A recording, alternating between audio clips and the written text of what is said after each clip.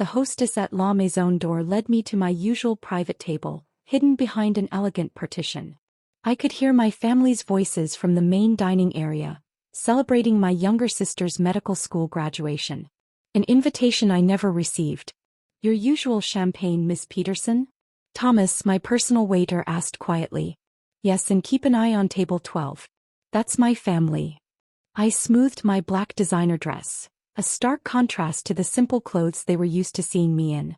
"They don't know I'm here." I didn't plan to crash their celebration. But after buying La Maison D'Or 6 months ago, I made it a habit to personally oversee the restaurant during peak hours. Thursday nights were usually quiet until I saw my family's name in the reservation book. 5 years ago, I walked away from my family's expectations. They wanted me to be a doctor like my sister Kate or a lawyer like my brother Michael. Instead, I chose hospitality management, a decision that made me a pariah at family gatherings. "What do you mean you want to work in restaurants?" Mom had screamed. "We didn't pay for your business degree so you could become a waitress." They never understood that I saw beyond just serving food. I saw an empire waiting to be built. From my hidden spot, I could hear their conversation clearly. To Kate. Dad's voice boomed, following in her father's footsteps. "Unlike some people." Robert. Mom's voice carried that familiar disappointed tone. "Let's not discuss Alexandra tonight. This is Kate's evening." My hand tightened around the champagne flute.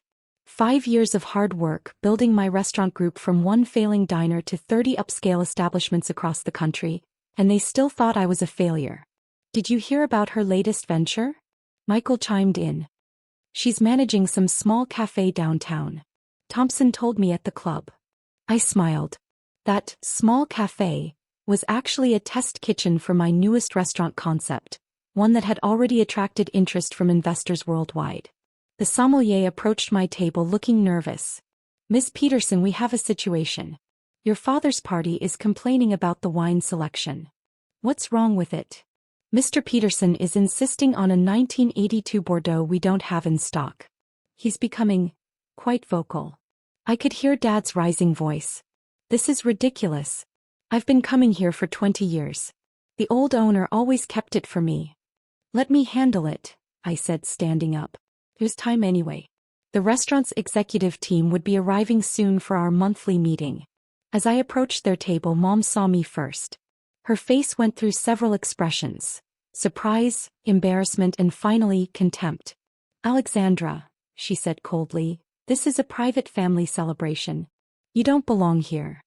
"Actually," I started, but was interrupted by the arrival of George Hamilton, Dad's company director, and several other executives I recognized from Peterson Medical Group.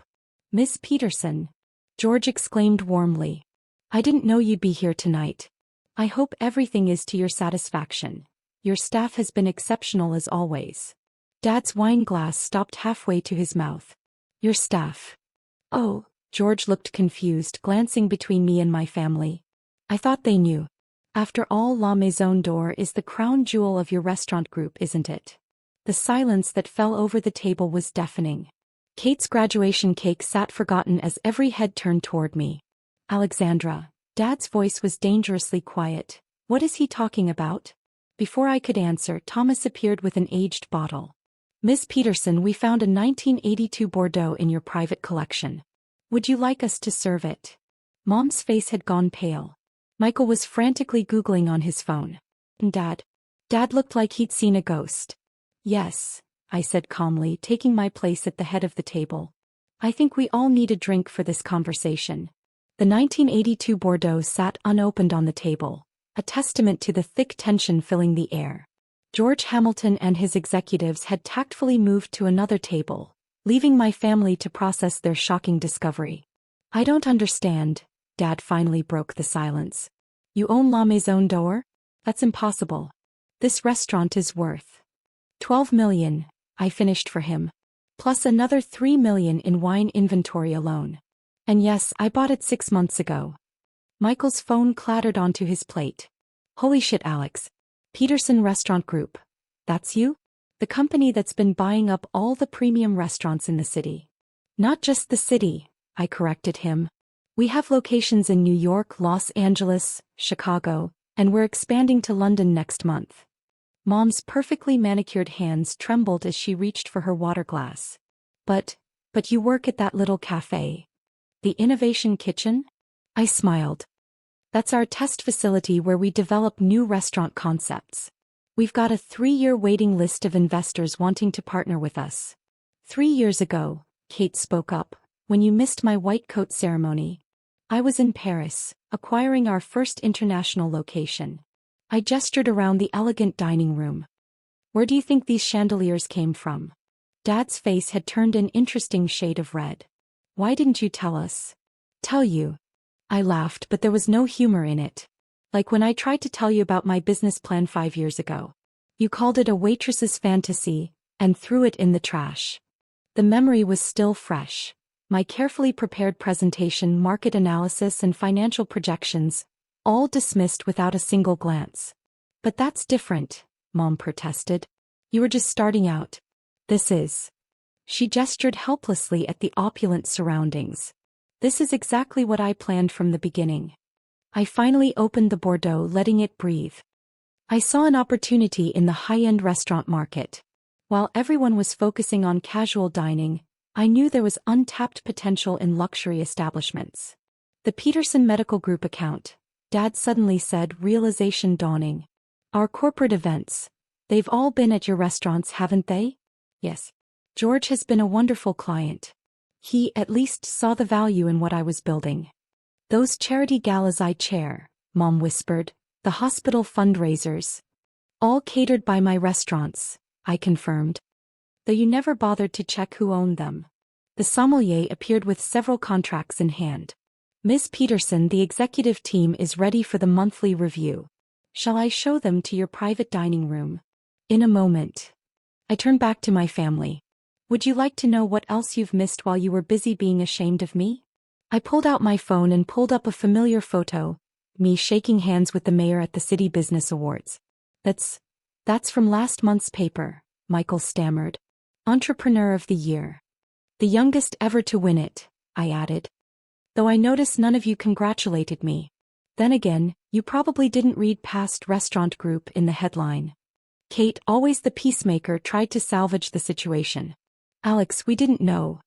No, you didn't want to know, I corrected her. It was easier to think of me as the family failure than to accept that success doesn't always wear a white coat or carry a law degree.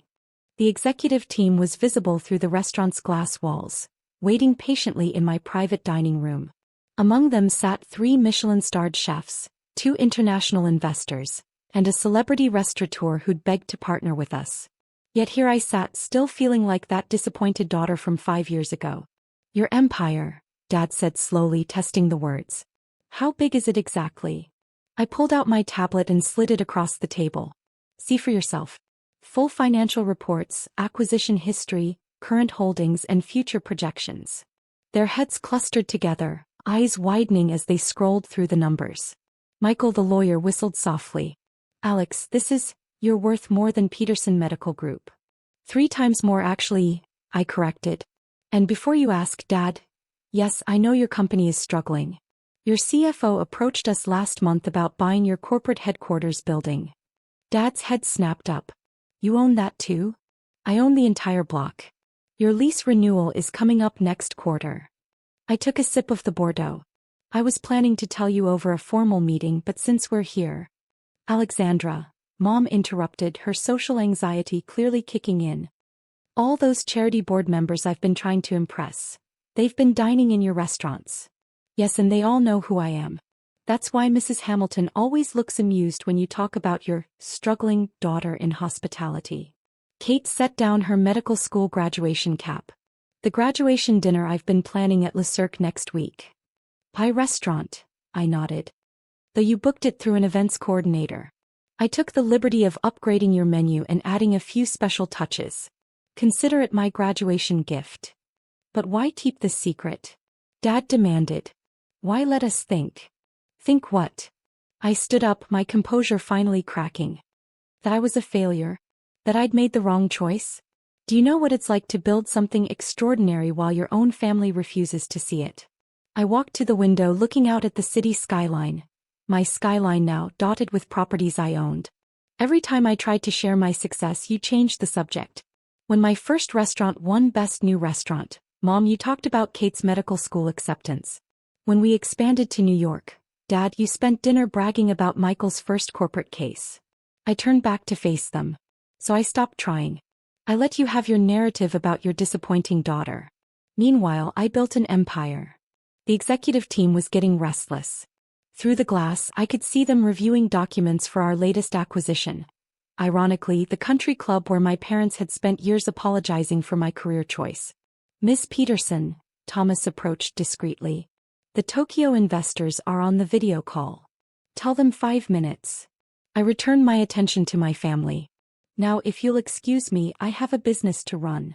Wait, Dad stood up, his voice uncharacteristically humble. The building lease, my company, will be reviewed fairly like any other business proposal. I straightened my designer jacket. You can submit it through proper channels. I don't mix family with business. You taught me that, remember? And Sunday dinners? Mom asked quietly. Tell that we know. Are still by invitation only, I finished. That you might want to rethink your guest list. Your unsuccessful daughter is now your landlord, your caterer, and apparently... I glanced at my phone's latest notification, the new owner of your beloved country club. The look on their faces was priceless. Kate, I turned to my sister. Congratulations on medical school. Your graduation dinner at Le Cirque will be memorable, I promise. Michael, I nodded to my brother. Next time you want to know about my small cafe, try reading the business section. We were featured in Forbes last week. I gathered my things ready to join my executive team. Mom, Dad, it's been illuminating. The wine's on the house. After all, you are dining with the owner. As I walked away, I heard Kate whisper, Did you see her watch? It's worth more than my student loans.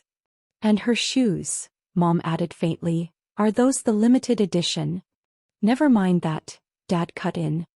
Did you see the revenue projections? Our company's annual budget is her monthly marketing spend. I smiled, entering my private dining room where real business awaited. Success, I'd learned, doesn't need family approval to grow. Sometimes it just needs to be served cold like revenge, or like a perfectly chilled 1982 Bordeaux. Sorry for the delay, I addressed my executive team. Family matters. Now about our Asian expansion. Through the glass, I could see my family still sitting there, their celebration forgotten, their world shifted. Sometimes the best revenge isn't proving people wrong. It's succeeding so spectacularly that they're forced to face exactly what they missed. Miss Peterson, my assistant interrupted. The London property papers just arrived for signing. I took the pen, ready to add another jewel to my crown. Let them watch. Let them wonder. Let them finally see what they'd refused to see for 5 years. After all, success tastes sweetest when served at your own table.